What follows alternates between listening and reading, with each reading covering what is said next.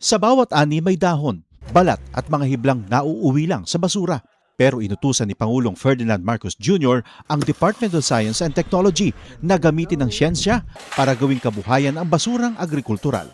Nagsaliksik ang DOST para maging sinulid ang mga hibla at maging telang maipagmamalaki ng mga Pilipino.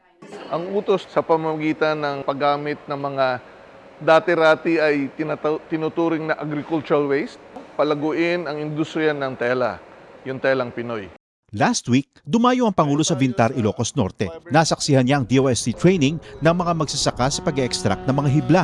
Rice farmer sa vegetable farmer po ako, pero nung nagkaroon kami ng benepisyo galing sa DOST po ay nagiging bamboo fiber extractor. Pati bamboo.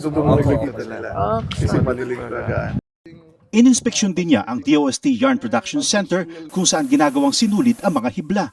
May dagdag kita ang mga magsasaka at mga habi, pati mga may kapansanan nakakahabi. Dati-rati sa bahay lang siya. Ngayon, kumikita na siya at nakakapagbigay siya ng pera sa kanyang magulang. Nung natutunan ko po yung paggawa, Sino nagturo sa nag-training po kami sa DOST. sa DOST rin? Hindi lamang tela ang nakita ng Pangulo, kundi mga buhay na nabago at industriya ng telang muling naibangon.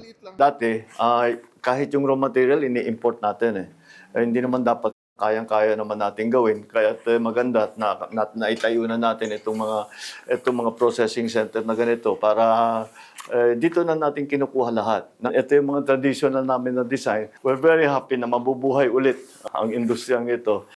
Sa buong bansa, tuloy-tuloy ang trabaho. Isa-isang inaayos sa mga bagay na magpapagaan sa buhay ng mga Pilipino. Mula basura, naging produkto. Mula siyensya, naging kabuhayan. Bit-bit ang mga bagong oportunidad sa mga Pilipino.